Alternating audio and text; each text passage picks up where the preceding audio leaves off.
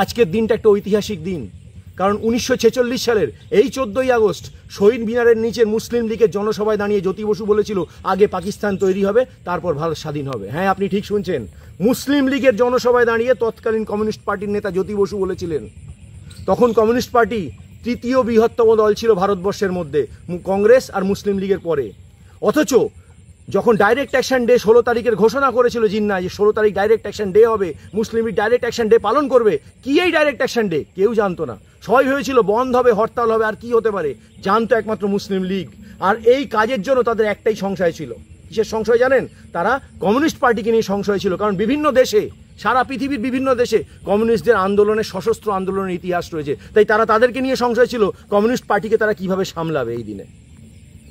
আর আজকে এই 46 সালের 14ই আগস্ট শহীদ মিনারের নিচে দাঁড়িয়ে কমিউনিস্ট পার্টির লিডাররা গিয়ে দাঁড়িয়ে বলে দিল যে তারা মুসলিম লীগের সঙ্গে রয়েছে, যার ফল 1946 সালের 16ই আগস্ট ডাইরেক্ট অ্যাকশন ডে।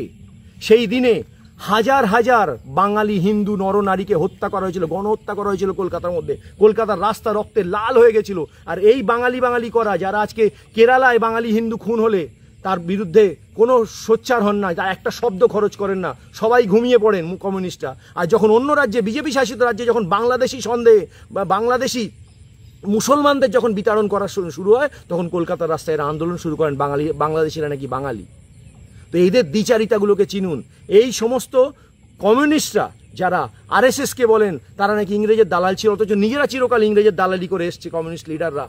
সেই কমিউনিস্ট লিডাররা যে বাঙালি করে, যারা বাঙালি আজকের দিনে মাতিয়ে তুলেছে, বাঙালি, বাংলা বাঁচাও, যারা কোনো সংস্কৃতিকে ভারতবর্ষের কোনো দিন সম্মান করেনি, যারা ভারতীয় আজ পর্যন্ত হতে পারেনি, ভারতের কমিউনিস্ট পার্টি হয়ে রয়েছে, ভারতীয় কোনোদিন হতে পারেনি, তাদের আজকে চিনে নেওয়ার দিন। এই মানুষগুলোকে চিনে রাখুন, তার কারণ এরা হচ্ছে আমাদের বাঙালির আগামী প্রজন্মের শত্রু। এরা বাঙালির গণহত্যার দায় এদেরকে নিতে হবে। এরা কোনোভাবে সেই দায় এড়াতে পারে না, কারণ মুসলিম লীগের সঙ্গে দাঁড়িয়ে বাংলা ভাগ নয়, ভারতবর্ষের ভাগ চেয়েছিল এরা। সেই সঙ্গেই বাঙালির গণহত্যা সংগঠিত করতে মুসলিম লীগকে সর্বতোভাবে সাহায্য করেছিল।